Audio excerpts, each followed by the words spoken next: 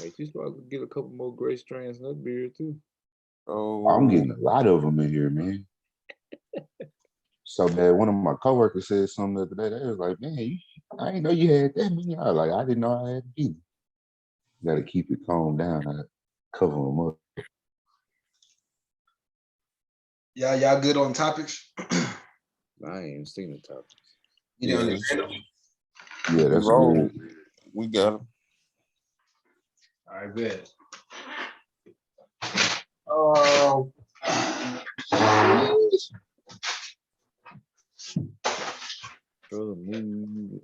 So,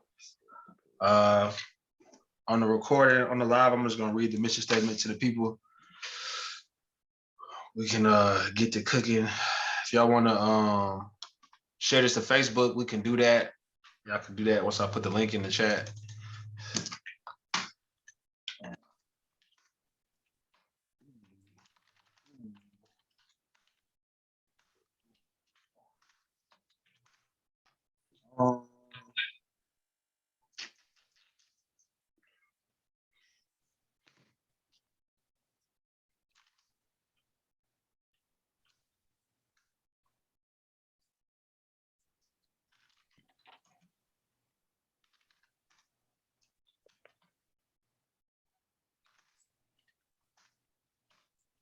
You know, it's a topic that we never talked about, which we ain't been on here like just in a while like that. But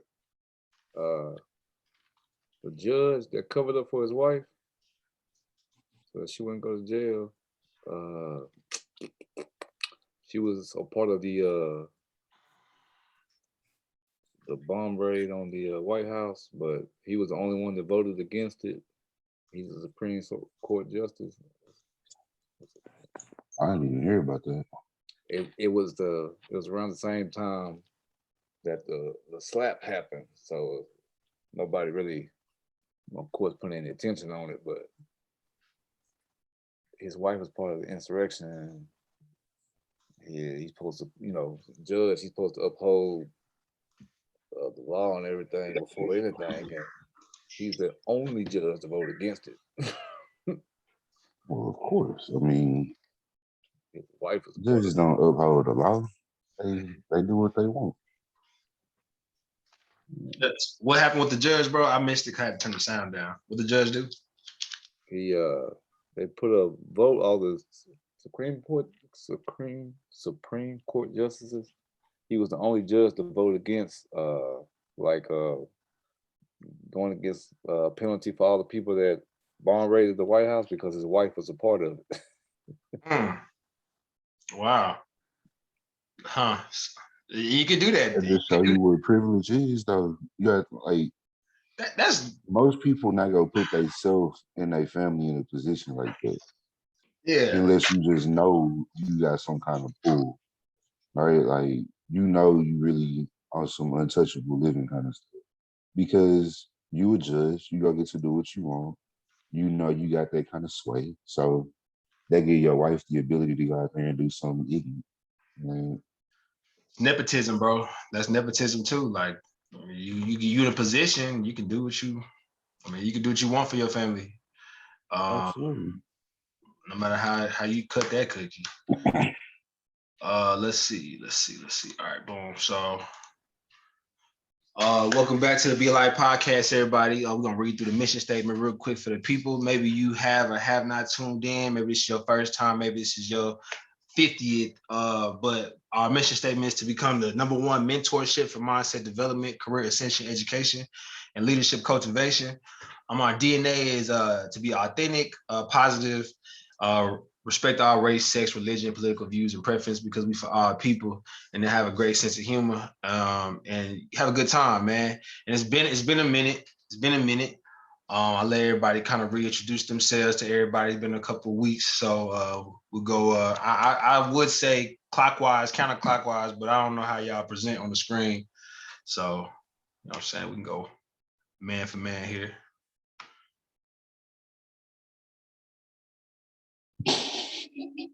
Somebody got to go Gerald always goes first. Do I? He said he always goes first. Oh, my bad. It's your boy K Sloan. Welcome back to the Be Life Podcast. My bad. My Yeah. bad. It's been a long day, man. It's been a long day. My bad. Introduce yourself. Yeah, my bad.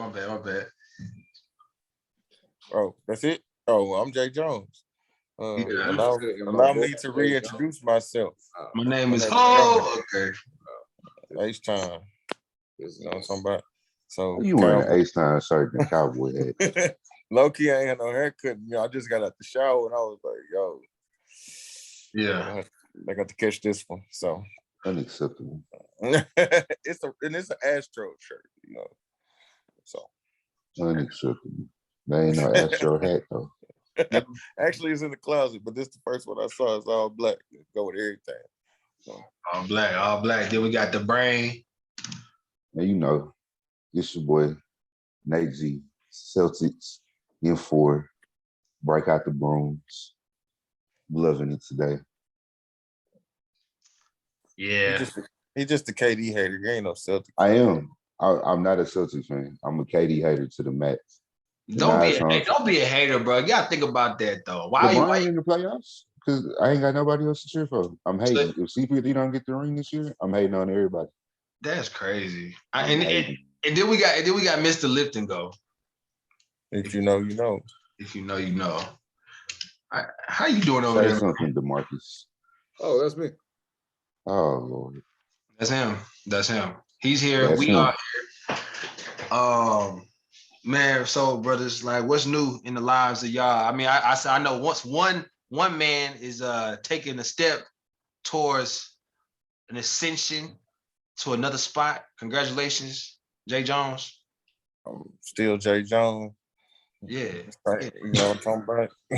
But you leveling up though, bro. You leveling up though. Yeah, level up. You know how we do. Lightly.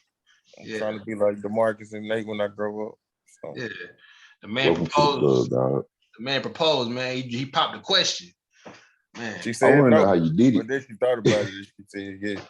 So man, I think it's something to be said though, you know, about, you know, all y'all could probably speak to this, you know, being at a point in your life as a man to be able Jalen Brunson, to make a commitment like that, bro. So shout out to y'all for being able to do that. You know what I'm saying? Like that's just yeah. Who you watching right now? Who just dunked on who that was like? What happened? Jalen Brunson dunked, but he missed the dunk. So I'm gonna turn it to you. You know me. Why y'all do this to me? He missed the dunk. Y'all be. I'm also hating on the Jazz. So let's go Mavericks. You'll never hear me say that out loud again. I'm a Lakers fan. I'm going for everybody. Yeah. Well, I'm going for the Mavericks kind of right now. So I just think the Jazz are very overrated, especially Rudy Gobert. You think Rudy Gobert is overrated? Very. Wow. Very overrated. Playoff liability at that. I think Rudy Gobert don't want to be there, but I wouldn't say he overrated. Don't want to be there, then go sit on the bench like Ben Simmons. Yeah, Ben Simmons is I don't understand this. He's a word that we can't say on this podcast. Hey, Ben Simmons represents though a lot of dudes. He represents a lot of dudes are like Ben Simmons. A lot of dudes are like Ben Simmons. So what word are y'all saying? You know what word they saying. You know, everybody knows what word Ben Simmons represents. And it ain't no tough guy. He ain't no tough guy. When Reggie Miller calls you out like that, it's Reggie, dog. Like really, That's Reggie. True. You know, it's like of all I ain't really heard Reggie Miller talk about nobody like that. I was like, Reggie calls you out, bro. Like really, it took dang. You know it's real. That's when you know. But Jay Will got on national TV and looked like he was finna cry talking about that man.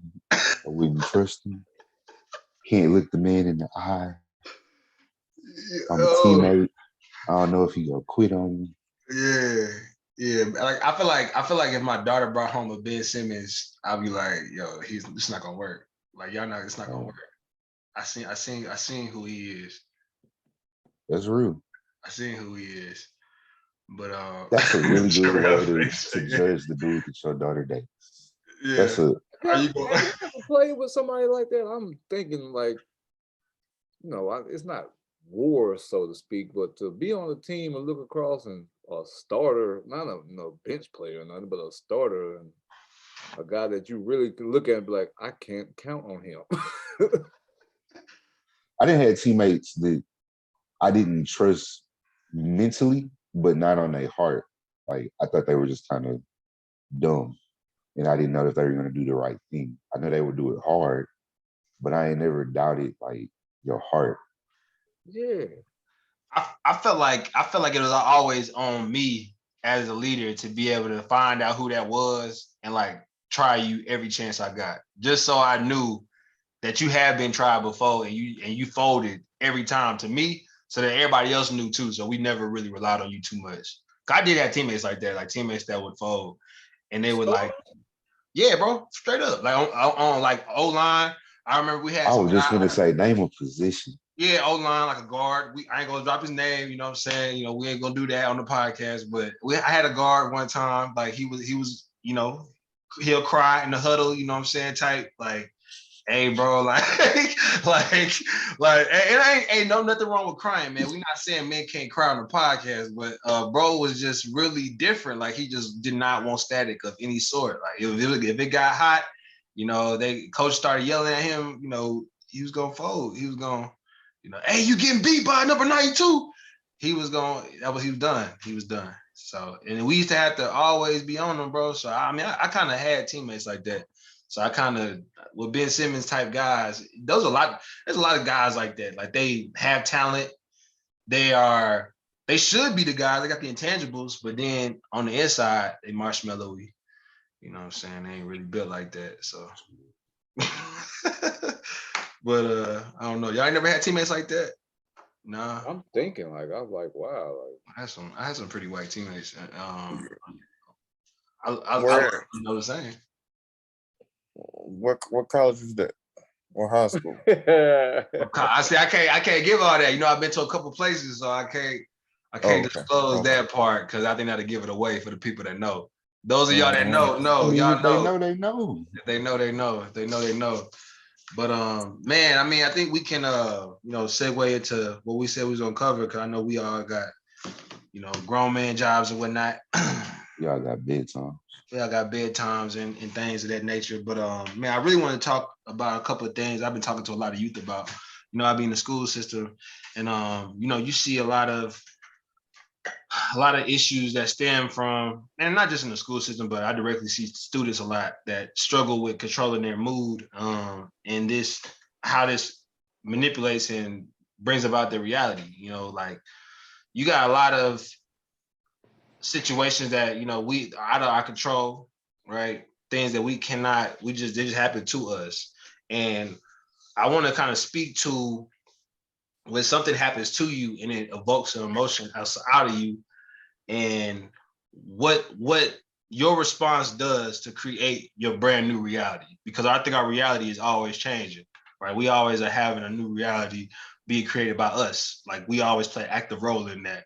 And sometimes people think that, you know, what's happening to me is just happening to me. Like I can't control any of it. But in reality, I think it's the mood that you have going into stuff. Like I always tell my daughter, whenever we do sports, it's always attitude and effort. Like, you know, there's the two things I'm not going to accept you have a low level of energy in, which is attitude and effort. You're going to have your best attitude forward and you're going to give it everything you got. And I think that's something that I see missing in a lot of today's youth, is that, you know, that attitude piece. It's like we talked about, even with a Ben Simmons type guy, not to pick on him, but, you know, some people don't have the dog type of attitude. They're not leaders. They're not really able to take their mindset and use it to create good things. It's like you have so much at your disposal, but you're not creating your reality because you're at the mercy of your circumstances. Like you being controlled by it. So I mean, can y'all speak to like how you guys manage that? Because I like to see you guys as like, you know, you guys are even keel guys for the most part. It don't seem like y'all get, you know, too worked up about behind things. But I mean, what do y'all have to say about that in regards, maybe like some stories y'all can share, maybe some information y'all can drop for the people in regards to like controlling your mood and this controlling your reality? I would say that's like we always talk about emotional intelligence for one. Um, you have to going to things like you said optimistically. To me, I use work as an example for that. I don't know nobody who like going to work, right? I don't like going to work. I don't want to get up in the morning. We was talking about DeMarcus getting up super early in the morning for work, everything. But if you view it in a different mood, a different mindset of not a obligation or something that you really don't want to do, but as a chance that you get for another day to go out there and earn a living, put some more money in your pocket, different things like that, that makes it a lot easier to do. I'll never be the one to say, man, I'm looking forward to the work day, but I am looking forward to add to that check that I'm gonna get on Friday.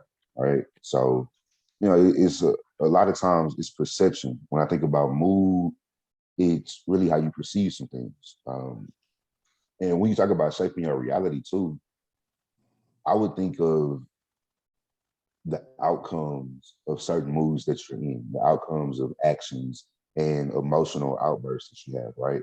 That's really what changes your whole reality. You go into something, you already a little upset, you a little ticked off today, and you let that really come out, then it's not going to go well for you. It's usually going to come with negative outcomes. And that changes now how people are viewing you. Maybe you went a little bit too far and you really did have to suffer a negative outcome, repercussions, whatever it is. So to me, that's just another part of your emotional intelligence. Yeah. Or Kind you know. different spin on it if you take what Kerry was talking about with his daughter. Kind of goes to, man, I hope I'm not misquoting. Proverbs 22:6.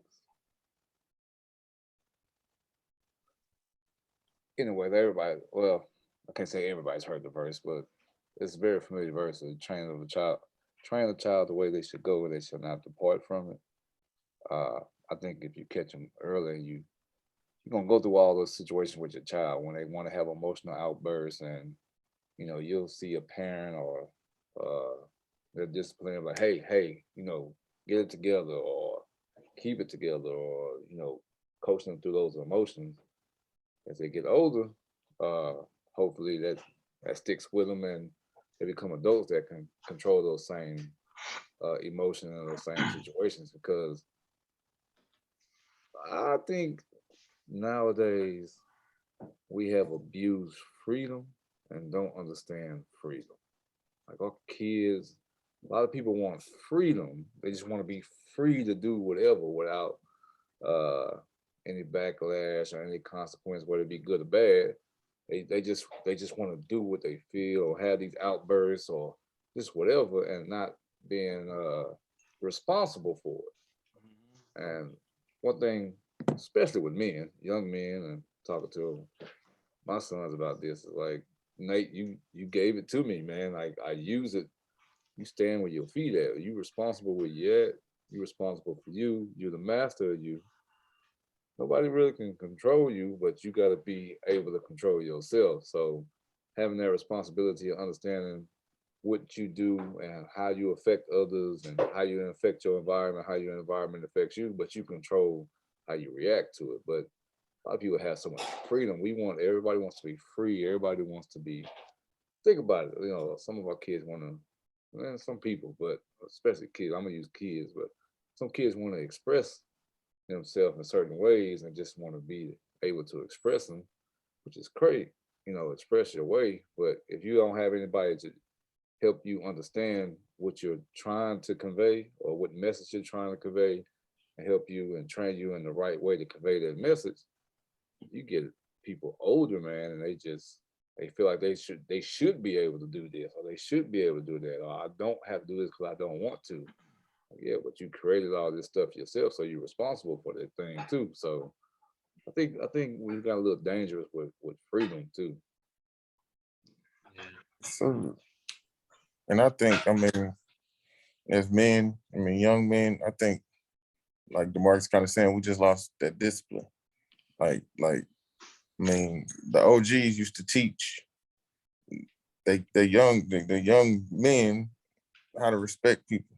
The OGs used to teach people, yes ma'am, yes sir, not to cuss in front of ladies and all that. Yeah, So it's like the OGs used to say, women, kids, Yeah. You know, we respect, we don't touch them, stuff like that. But now all these young men, they doing their own thing. Like they don't have no OGs. They don't have nobody teaching them what they need to do.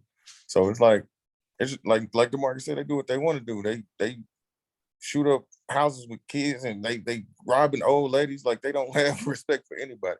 So that's what I see. We need to go back to having people like us right now that kids can look up to.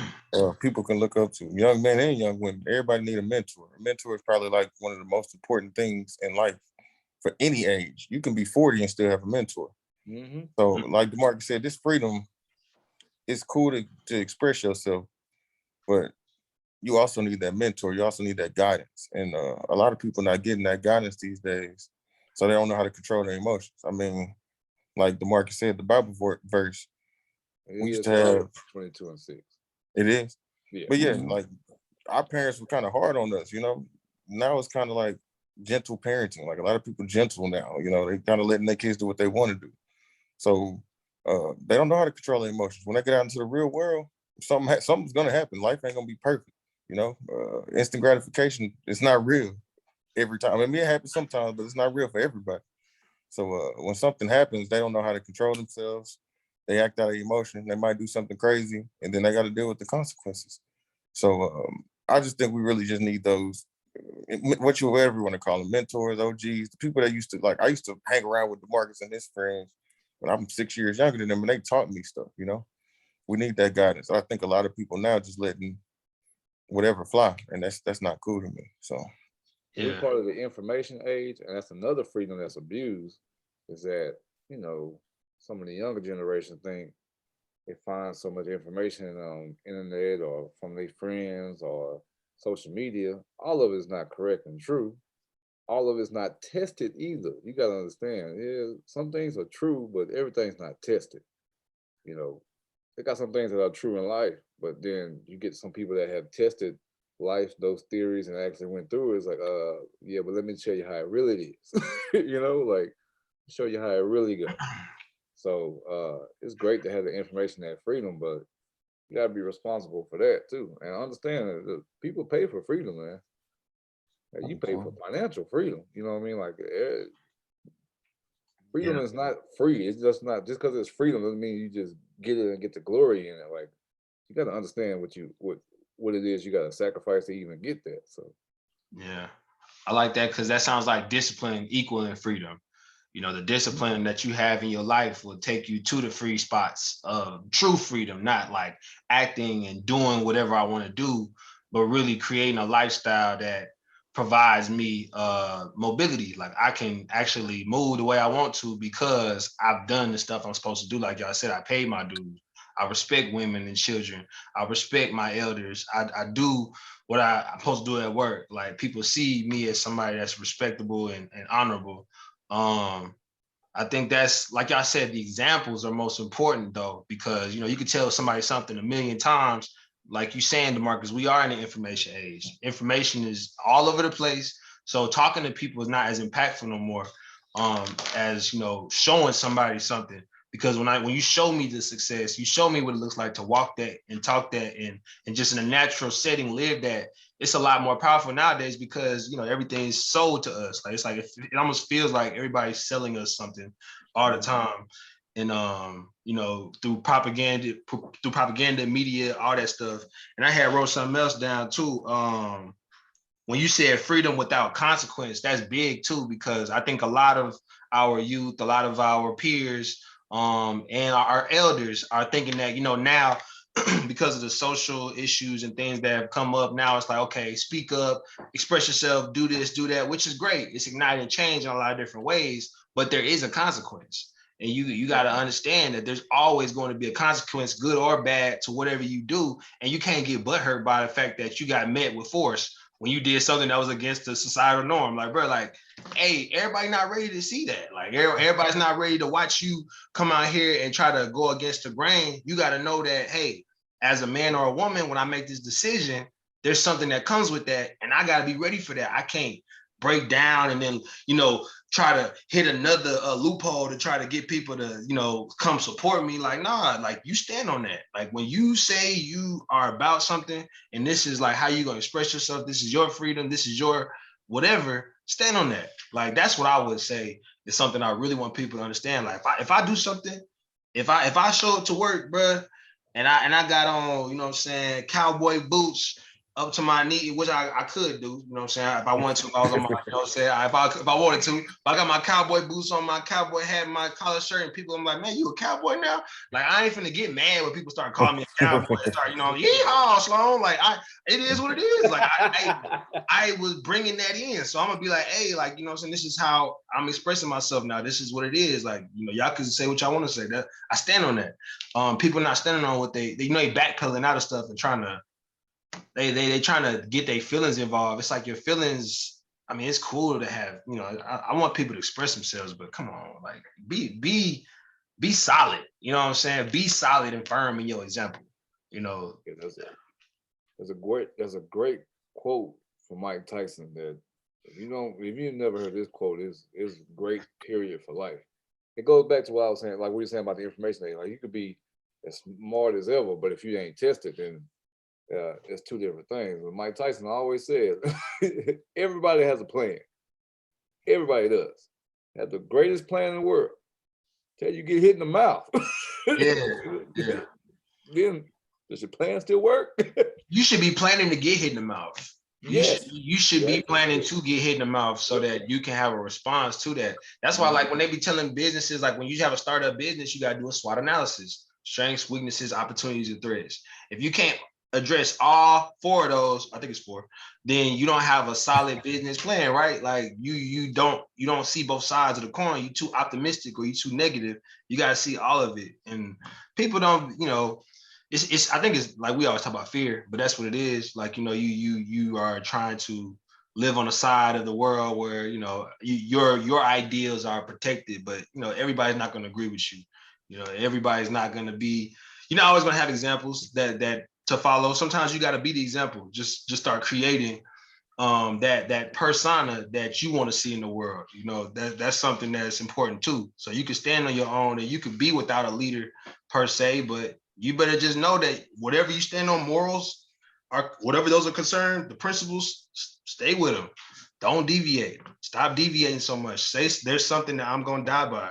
And I know it sounds intense, and you know, I feel like I always end up getting intense when I say that, but I don't know why people don't say it enough. Like, why don't people say there's things that I would die for? Like, why don't we have like 6 or 7 things idealistically that you would die for? That don't make no sense to me why you don't have that as a man or a woman. Like that. People really ain't about that, dog. People really ain't about that kind of life. Like people want that's a hard life to live. People want to. Is it though? We just said discipline is freedom. It's not hard, bro. It's I will die by these things. Don't get there. People to live though, bro. Yeah. Think about that. For you to really say, I'm gonna die by this, right? If you built like that, you built like that, and it's not hard for you necessarily. But for a lot of people, that's a hard thing to come by. People fold up real quick on anything. Like think of when I've talked to people about this before, and a lot of times they reference like dictators and stuff in the world. Everybody doesn't necessarily agree with them, but people fold real quick. Is get down or lay down, right? People really lay it down a real quick, bro. Like you gotta think about that. It's very hard for people to stand on their own feet a lot of times. It's hard to stand on the fence though. That's to me, that's hard. It's to me, that seems like the hardest thing in the world is to sit on the fence. You know what I'm saying? Like to be like, am I really about this? Am I not about this? It like reminds me of back in the day, right? We all play football. When you learn how to tackle, what they tell you, don't stop your feet. Like when you go and make contact, run through the contact. Because if you stop, then you're gonna hurt yourself. You gotta run through the man. You can't run to the man because it's gonna, you know what I'm saying, it's gonna hurt you. So I see You using that example, I just saw a video the other day of some kids in Little League. One kid lit the whole team up. They were in Oklahoma drill. It was one kid. Every time he came up, bring that 5, bring the 5 every time. Every little kid run up the feet dead on contact. Like, oh, he finna hit me. One kid threw the ball down before he got hit. He's like, I don't want none of that. I'm good. That's really how people are in life, though, bro. What do they? going get hard, the tough get going, but a lot of people start folding up, right? But We that's got all these old school sayings in the world because that's really just observation of life. That's seeing that people really will fold when stuff is hard, bro. Uh, I finna say Rosa Parks. Harriet Tubman, what she say?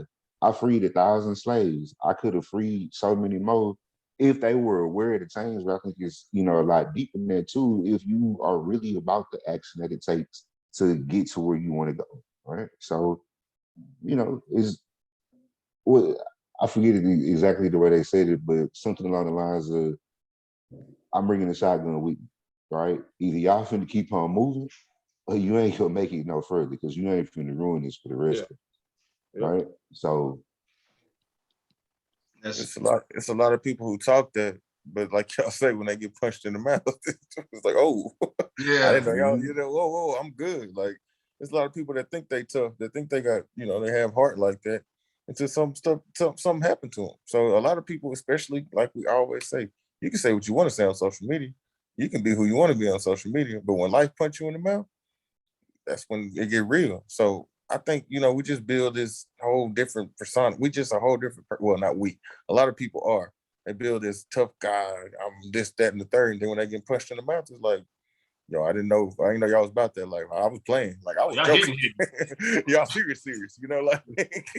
Yeah. So yeah, man. We and gotta. that's the thing. We need. Life is gonna hit you a lot, man. Yeah. So. That's gonna fold you over. But even if it does, I mean that's the part of the game. Like you are playing the game of life. You are alive once you start getting hit.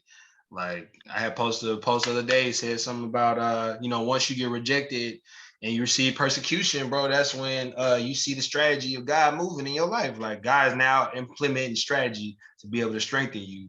And I think Jarrell, you had said a quote one time we was on here like something like what do you say about vision? Like what a break your heart might fix your vision. I think that's what you said. Yeah. Yeah, Things like that, that. things that may break your heart might fix your vision. Yeah, it's like stuff like that. Like you have to be accepting that is going to come. Oh, That Yeah. we like you say, like Gerald said earlier, this instant gratification. That's all the positive. That's all the good. That's all the recognition, the accolades. Nobody want to go through the pain. Nobody want to go, like you were saying. People being willing to die about something. Nobody want to die. Nobody want to be at the bottom. They sure don't want to look like it, and they don't want to be exposed on social media. But social media is a facade anyway. It's like a lot of these people, even if they do have these lives, they going through things that you could never imagine. They got people committing suicide that make money that you wish your whole family could make. Like it's I'm with Carrie because, and like I said, I got a tattooed on me. If I wake up, it's like literally, I feel like if I wake up, it's a good day. Well, most people say it's hard. I just take it as a responsibility. Yeah, things are hard, but it's like we're gonna get through it. We all got these sayings. I've taken stuff from every last one of y'all, like especially with Nate, when he say something gonna shake. It's like that faith, but that feeling like I'm not gonna fold, wither, and cry and die. If it keep moving, something's gonna shake. Like I'm gonna keep living. Yep. But people, whether we did get it from our parents and the generation before that. I don't know where the message didn't get conveyed, but like I tell some of these boys now, they're like, you really not about that life that you claiming. Like this stuff come around and somebody gotta test your jaw, on which everybody got their jaws tested, when we were young, but somebody come around and test your jaw, they got a lot of people that would literally cover their head and go into a coward position, not a coward position, but a cowering position because all they think about is self-preservation. They ain't thinking about. Hey, for our younger audience, can you clarify what test your jaw is? I love that you I love that you use that term. Can you clarify what testing your jaw is for the younger audience? That was a fist fight, man. Like put them hands on you. But look, just think about college football these days. Like, just think about the U back in the day. They had four deeps of they four deep. They depth chart four deep of NFL players that stayed their freshmen. They waited till their junior and senior year to play. now freshmen come in, if they don't play their freshman year, they go into the transfer portal. Yep. They're going to the transfer because it's like, oh, no, I'm supposed to come in and play. That's that instant gratification stuff. Like, oh, I'm the 5-star. I'm coming in to play. Like, bro, if you sit there and wait and learn from the dude, the NFL prospect over you, he could probably teach you something that can help you do better in life, better in the NFL. But they want to play, and some of them play so early that they're not good. You know, they go out there and lose their confidence. Yeah. Instead of waiting and learning Yeah. and getting what they need, and then they get out there and kill it. So, man, this generation, we give them so much. And like, I remember they used to always say life throws you curveballs, but I was like, man, I used to always say I hit home runs with curveballs too. I've seen curveballs go over the fence too. Like, I'm not scared of a curveball. Yeah, so man, it's stuff like that. Like, that's how we built though. It's almost like this now, the time we in, it's like everybody's pushing towards like the gift or the talents. It's like that's valued much more than the hard work, the dedication, the suffering. Back in the day, that was like, you know, the pillar of strength. You know what I'm saying? Now it's like people get amazed by the glitz and glam, the instant gratification. Because even like what you're talking about with the transfer portal, look at relationships now. Divorce rates are higher than ever. You know what I'm saying? You got people are allowed to pop around jobs like no other. Like, you know, back in the day, leaving your job was called moonlighting, and then you would get like, you would get like the red band if you was jumping job to job. And then you got like the NBA, LeBron James got it to where, you know, superstars lead their teams and all. It's like now it's not really like sit there and stay down and grind. Like that's not really like it's not really rewarded like it used to be. You know what I'm saying? Kobe probably the last NBA player we saw, RP to the Mamba, you know what I'm saying, did it like that, you know, stayed at his same spot and brought championships and good and bad, wrote it out. You know, I just think it's examples. I mean, we gotta keep that alive. I mean, there's people that's doing it though. I think there are people that are still exuding that, but you know, the culture is driven by, you know, what we're talking about. It's that hop around and let me talk big, let me act big, and then once it's about to go down, let me go ahead and fade to black real quick and come back when it's time to, you know what I'm saying, shine again. So, and then I was about to say, even with kids now, when I talk to young men now, they all LeBron fans, they all Tom Brady fans. Like when we was kids, you had to pick a team. Like I'm not, you know, like I like Allen Iverson, but I'm not. Whatever team he go to, I'm not, you know, I pick a team. Whoever there, if it's five, nobody's playing for my team. It's my team. So now it's like whoever the best player, I'm gonna pick them because they're gonna win championships, and that's my favorite team now. Oh, I'm an Alabama fan. Oh, now I'm Ohio State. Like, yeah, well, my favorite player had went over there. So when my favorite player went there, then I actually became a fan of them that day. They don't even know what loyalty is. You know, like we had to pick somewhere, and you riding with your team. Loyalty is watching the Eagles blow 2 first-round picks and 2 bum receivers and still wearing the shirt. That's loyalty. That's loyalty. The draft is coming up this week, and I've been thinking about that. But I'm gonna say this though: when we talk about loyalty and when we talk about the commitment, you also do have to know when it is time to move around. Just we talked about what you said about Kobe. I think about Dame Lillard all the time when I think about it. You can be loyal to a fault, right? At some point, you do have to do what's best for you. I respect it that Dame want to stay there and think he can win a ring, but you gotta be realistic, okay? You have to be realistic, okay? So don't let loyalty ruin what you have going for yourself. But it is very important. Put the life jacket on yourself first, right? At some point. Yeah, you gotta put the life jacket on yourself first. You know, I agree with that. I agree with that. But I think we don't even let the ship start going down yet most times. It'd be like the ship be on trajectory, it be on sail, it be going good, all of a sudden gone. You be like, bro, where you going? Like, you know what I'm saying? Cuz being there rowing the other way. You like, hold on, bro. Like we good. Like, wait. But man, so I mean, I guess we could segue into like, you know, what I want to talk about with work, bro. Like, you know, I guess you guys, man, what y'all think on this? I'm sure we got some maybe popular and unpopular opinions on work, man. Is work a pillar of manhood? You know what I'm saying? Like, I think a lot of people have a lot of different opinions. And when I say a pillar of manhood, I mean, I think about like Steve Harvey was talking on a forum with a couple of brothers. I think it was like Tank and like somebody else. I don't know if y'all seen the video. And he was basically saying that he would, and I'm really not trying to take it where they was taking it. So, you know what I'm saying? God, please guide me. Yeah, you know what I'm saying? Guide me in this. But he was pretty much saying that a man should not just be, you know, at the house. We talked about this before, at the house, just sitting on the couch. You know, we can't pay the bills, we can't do this, we can't do that. And you at home trying to take care, you know what I'm saying, of the house, quote unquote, but you on the couch, not really looking for jobs, not really providing any financial income. You're not really working like that, but maybe you providing emotional support. Um, for the wife, right? Or maybe the husband. We ain't, you know what I'm saying? We respect everybody. But you know, is that okay? You know what I'm saying? And I say is that okay? Are we saying that this man in this situation is not exercising one of the pillars of what we define as manhood? Is he not doing his due diligence as a man? Is work something that we place value in and we should continue to be, you know, riding on no matter what? Is that a foundational principle of being a man? What do you guys think on that? Because I got some maybe popular or unpopular opinion about this, but I'd like to know what y'all thinking on this. So, I mean, y'all some hardworking brothers now. I don't think nobody on this call, I would say, is a slouch in that regard, but I think we can all look at both sides of this. So, what do y'all think? I think I'm gonna start it. Go ahead. Go ahead. I was gonna say two words. I'm gonna just start it with Hey, you it finna get us diplomatically. Nah, I'm gonna be diplomatic about it. And I'm gonna say it's a pillar of being an adult.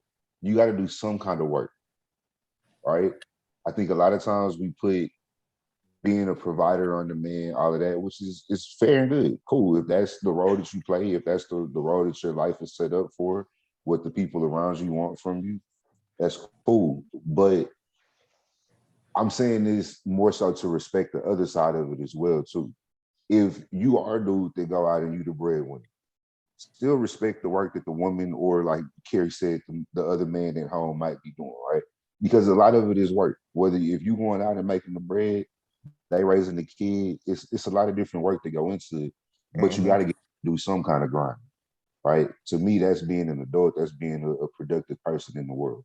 You got to do something. Maybe you can't get up and go to work every day, but you got to make sure the house clean, do something, cook, clean up, you know, whatever it is, right? See, I ain't gonna get it. Okay, I'm done. No, The market is got his face. He's like, smoky. Cook, clean, do something. What you think, Mr. Let It Go? You guys I think it's the battle against the traditional and the new untraditional ways of roles. The woman is the feminine version is the breadwinner, and the masculine version is staying at home. I just think that the very traditional way of looking at it is going to be frowned upon. Just to be real with you, I can't see myself, no matter how much the lady makes or whatever. I just can't see myself not contributing. I don't really know how to respond to this question because I've always, man, my dad's always got up and went to work, man. He always got up and went to work. I understand, you know, there's 2-income households and things of that nature. But I guess I'm part of the traditional family because I can't see myself, man. I've been hurt, like literally immobile, you know what I'm saying? Like, and felt horrible because I couldn't do something. And I've been in positions where if it wasn't a necessity, like literally like food or something like that, I would take myself out of the equation. Like, go get you something, go get the kids something, don't worry about me. Because I want it to be a contributing factor, not a burden. So I think a totally different way. So, and I, to be honest, for me to see a dude now, if he helping and cleaning, like what y'all saying, contributing, cool. But to see a dude living off of a woman or just not contributing, and she's going to work and coming back and still having to cook and clean and take care of it. And I Yeah, have no that's words. I have unacceptable. no positive words for that situation. That's I debilitating. do. Don't be a bum. This is always what we talk about. That's being a I freaking do. bum. Yeah. Okay. Don't be a bum. That's not what I'm saying. I'm saying do something, contribute. Yeah. Don't be a bum. I would love to be a house husband. I learned how I'd be a 5-star chef if I was a house husband. Ah, Hey, there's Boy, situations where that makes sense though. Like there's You're situations. still solving a problem if you're a house husband and 5-star chef, and still solving a problem. Don't add to the problem. yeah, never add to the problem. Be some kind of solution. Don't be dead weight.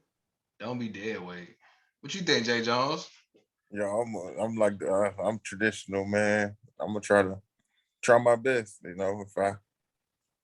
If I lose my job, I'm gonna go cut some grass. I might bag it up and try to sell it. I'm gonna figure it out. I'm Look, gonna and get they're some. real Reggie. I'm gonna figure it out. I'm talking about grass that I could carry, not Yeah, nothing yeah, else, yeah, yeah, man. yeah, yeah. I'm just, you know what I'm saying? I'm Uh, talking to God real quick, like Jay, you know what I'm saying? We good, we yeah, good. Yeah, but no, y'all seen have y'all seen that show? I think I literally seen like the trailer of the first episode. I think it's BMF. I Anybody Yeah, seen seen a it? little bit of EMF, it. EMF. Yeah, Okay, that's a good of one. like That's a good one. the first. I think it's the first episode. Man, I don't watch TV like that. But I think it's like the first episode or the second episode where the son he finds out that the son has a gun, and that they having situations, and the wife, he didn't know that they were behind on bills, and he's like, why didn't you tell me? Like, I'm gonna go find a way. We gonna make it happen. That's me, man. Like yeah, that's the man. I like Nate said, man. Solve some type of problem, man. yeah. I, Yeah, so nah, I just like I would even hate.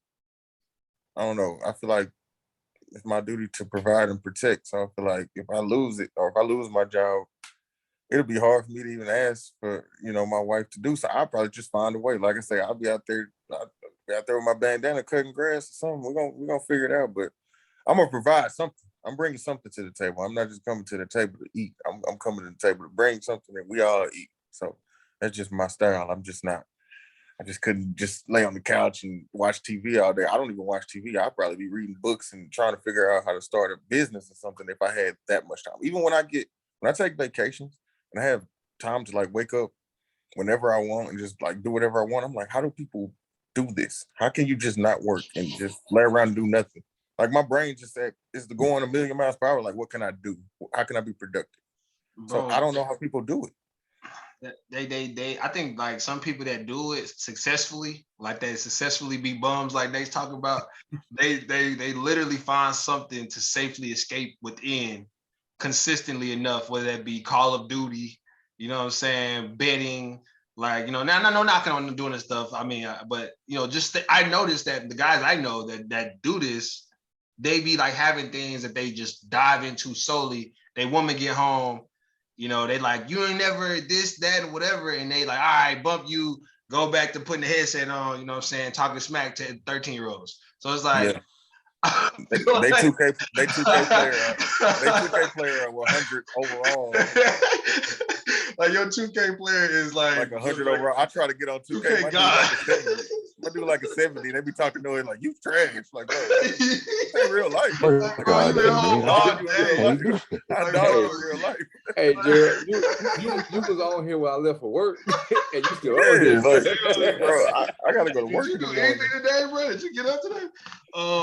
Nah, bro. I just feel like, as a man, like, you got all this extra testosterone, man. You need to be taking that and exerting that somewhere into something. I hate to sound like, if anybody think I sound misogynist when I say that, I mean, you can think what you want, but I really do believe that men have a lot of things within us biologically, bro, that says you need to be driving towards something. Like, we do have this want, we talk about discipline leading to freedom. We do want freedom. I don't think that itch is necessarily something that's scratched by sitting on the couch and just watching TV. Like you're gonna want more. You're gonna see more on TV. You're gonna hear about more. You're gonna feel less than and insecure when you see other people having things. When your lady talking about the other man, the job that's coming through, and he making X amount of dollars, and now you over here hating on the couch. Like all you doing is you projecting, bro. You projecting because you actually want to be that. Like you want to be the provider. You want to do that stuff. And it's okay if you're not the main, the main player, but be a player. Like play the game. Like you are in this family to provide something. So if you ain't provide nothing, it's gonna eat at you. Like it will. Cause I don't think God put us on this planet to just, faith without works is dead, bro. He said, like, we talking about Bible verses, like you gotta work, bro. Like you have to work on something. And then as you work on something, then now I feel like that motion puts you in the right spaces in your life as a man where you need to be. Like then you can start to find out what your gifts are. You find out, what type of people you need to network with, just moving, bro. Like we gotta be moving. Young men, don't stop moving. Still do something. You know what I'm saying? Pick up a hobby. Go get a lawnmower. You know what I'm saying? Go get a sales job. Everybody should at least have a sales job at one point in your life. Try to sell something. Do something, man. Like don't be that guy. Don't be that guy. Don't Derek, be a bum. Derek Fisher averaged 5 points in his career. He got 5 rings. Got 5 rings. Be a player. Just be a player. Be a Point guard. Point guard. Them 5 points was very, very That was needed, important. too. That's what I'm saying. Like if Very important. Exactly. So if you're just a player on the team, man, your part is important. That's what I meant. Shout out to Derek Fisher. I ain't mean no harm by that statement. and on the other side of this other side of the house, man, for my people that's not necessarily, I said manhood, right? But females, don't think that we saying that your man ain't nothing because he ain't doing nothing. Maybe he just needs that spark, and maybe you can provide that for him by empowering him a little bit. Look at his finger. Maybe you can help him by supporting him before Nate says what he says, supporting him in a way that kind of helps him understand who he is on the inside, what he really has within him, because he has something within him. We're not saying he's just trash, throw him away. Maybe he still has a chance to turn this thing around, but he needs to be doing something, man. Don't be just DIY project and man. Don't do that, man. Stop doing that. No, So he don't have a bum on the inside. Yeah, no hobosexuals. No hobosexuals. Let's not get that confused. Let's not get it confused. But there was a B in that word. Hobosexuals. I'm gonna do those. Those are men that just like look for places to live and they don't take care of it. And don't let nobody tell you that they can't do it. Mm-hmm. When you talk about battle tested, you looking at one. I've literally slept on the street. Okay, so for all women, guys, whatever, it's effort. It ain't education. It is who you know, but even when it's who you know and what you know, still takes effort. Understand that part. It takes effort. Mm-hmm. And nobody can tell me anything about. I've been with homeless people who have given up on life and told me, you ain't supposed to be here. Okay, you know what I'm saying? I worked 2 jobs and had nowhere to go. I slept in a car.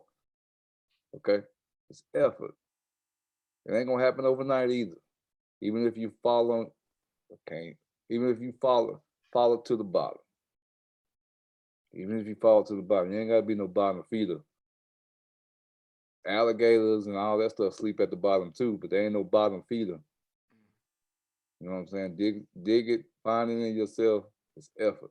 My grandpa used to always say, when you hit rock bottom, either you can lay there and die, or you can climb out. Yeah. Just take the effort. Yeah. You're gonna be a good granddad. That sounds like one of my granddads. Granddad. Yeah. I feel like running a mile or 2 right now. Hold on, let me I'm trying to give some effort right now, boy. EFFORT. Yeah. I guess that's what, I would say what irritated me about. I ain't gonna sugarcoat about some men out there. white, black, Mexican, I don't care. You a man, you got to hang between your legs, you a man. That's what irritates me about some of y'all. Y'all don't even want to put the effort out there. And watch somebody else put the effort for you. No. Anyways, I'm done. I need to get off of this. Bro, It really should trigger something inside of you. That's what I mean when I say don't be a bum, man. You can't really sit there and watch somebody take care of you and think that's okay.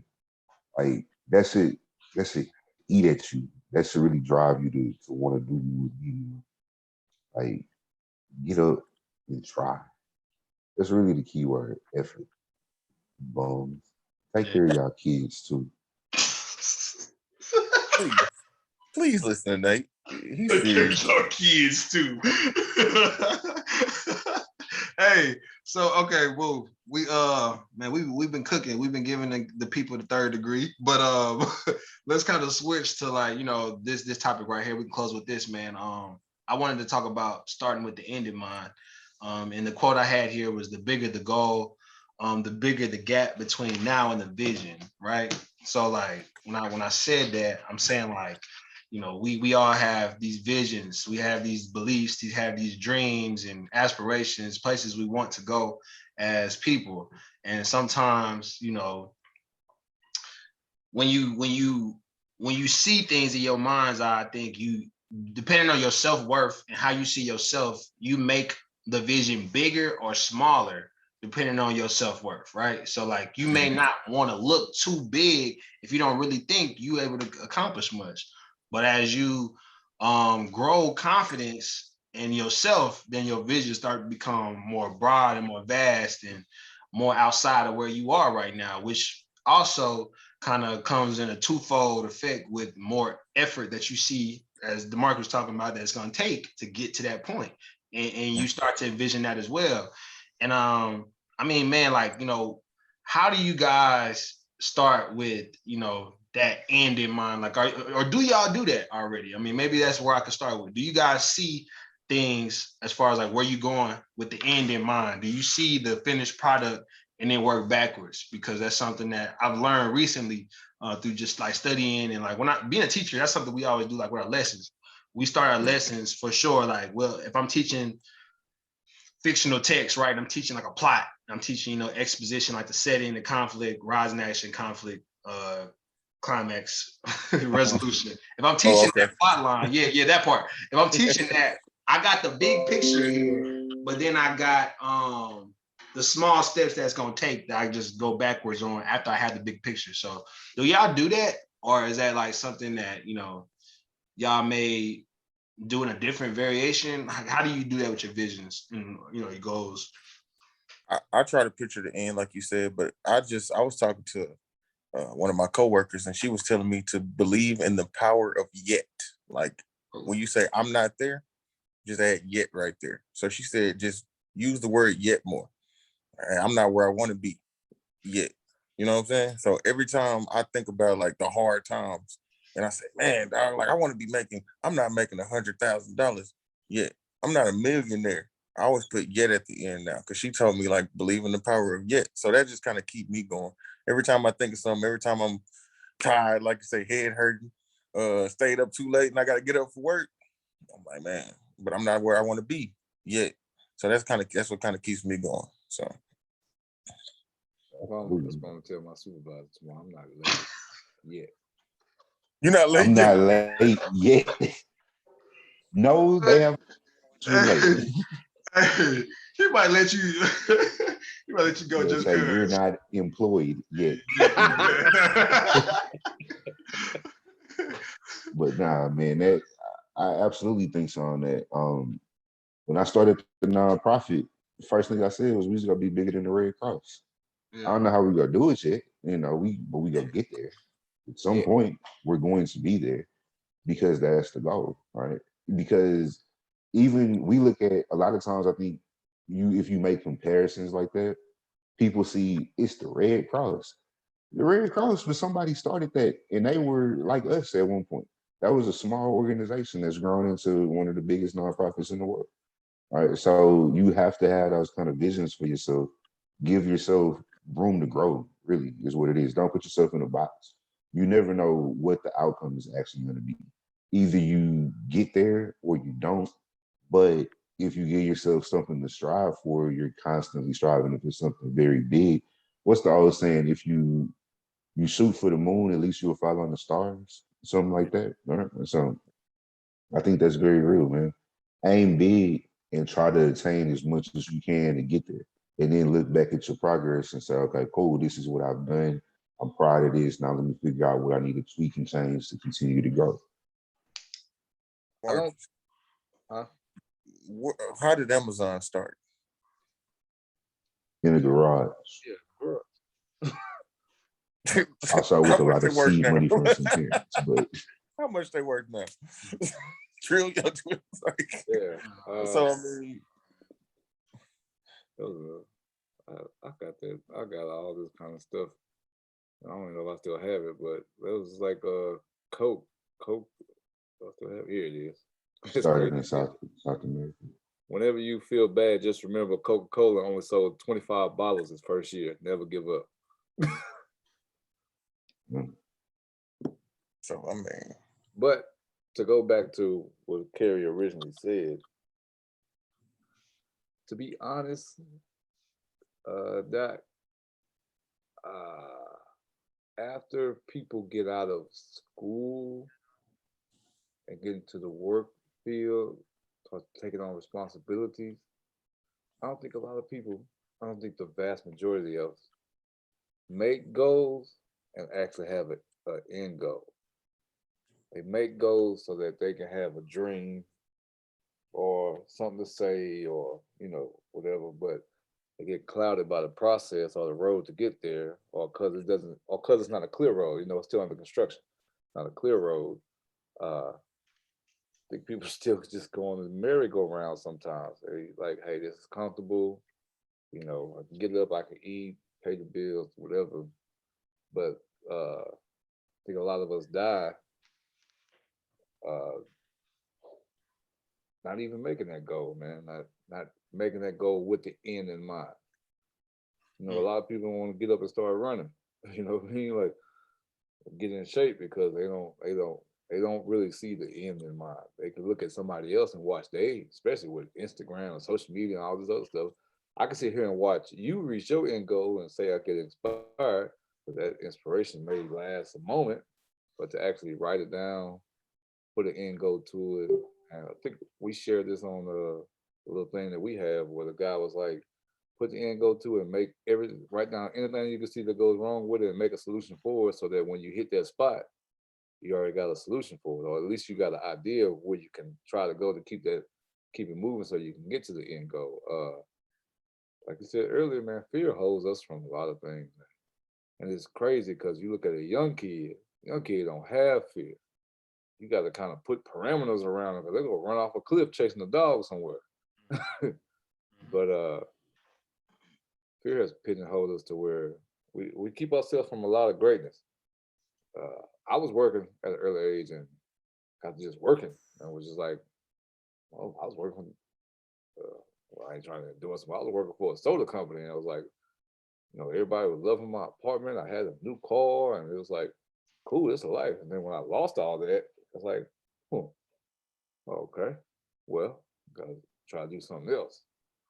And that was depressing for a little while, but then after a while, it's like you get through it.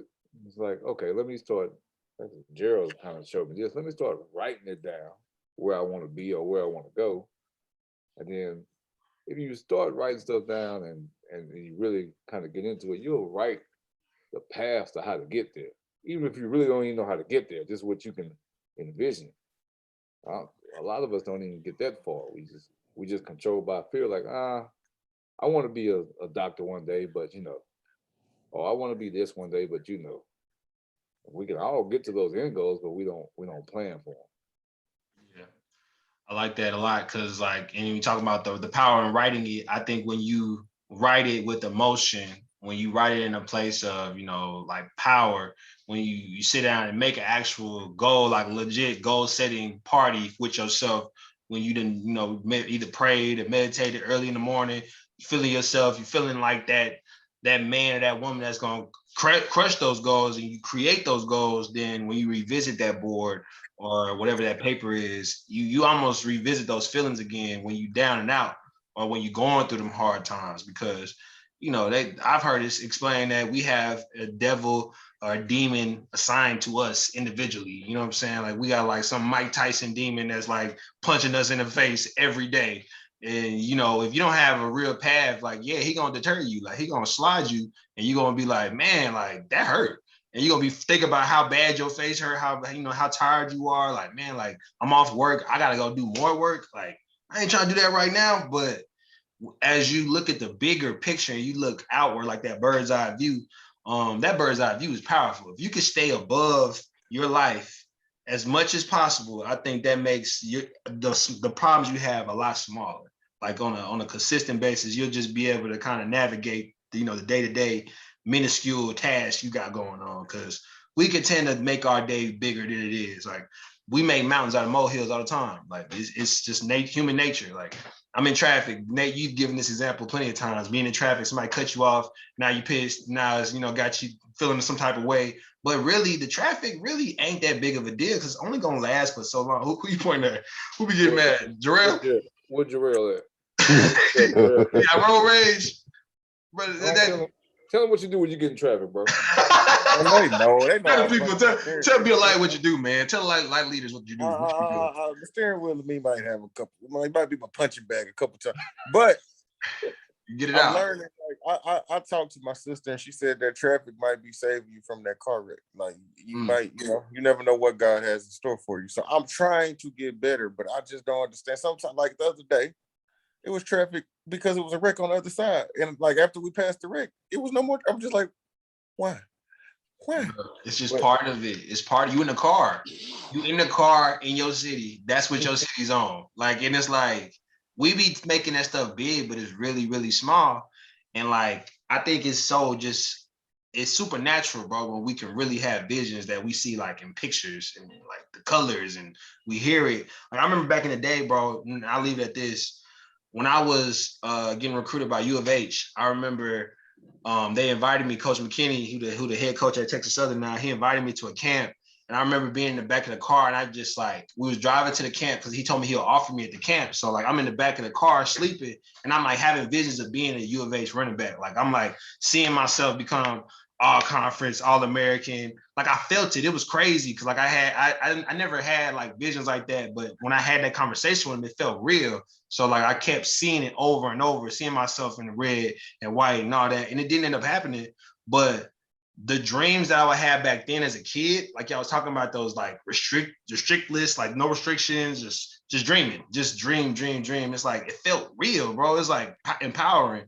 And then when it fell flat on me, it kind of took the life out of me. I was like, dang, like, hey, I'm dreaming for what? Like what I'm dreaming for, like what they don't even. But then I learned throughout life, like you gotta kind of keep that childlike spirit because it transfers. So now if I can find a way to keep seeing things in colors and seeing, hearing it and tasting it and where I really want to go with the end in mind, it makes it to where the daily stuff it don't faze me much. Like, not as much as it used to. So I think it's important to have that end goal in mind. It does guide us a lot. But I mean, I guess in closing, man, what do we feel like is something we can leave with our audience, man, in regards to, just getting them out of the pain point they may be in. It's Monday, you know what I'm saying? April 25th, 2022 at 10:17 p.m. We exactly on the dot in the thick of things, right? What we gonna leave our people with, man? Like just some encouraging words to be able to guide them throughout this week and take them on to the next dimension. I have a quote from two great philosophers from Houston, Texas.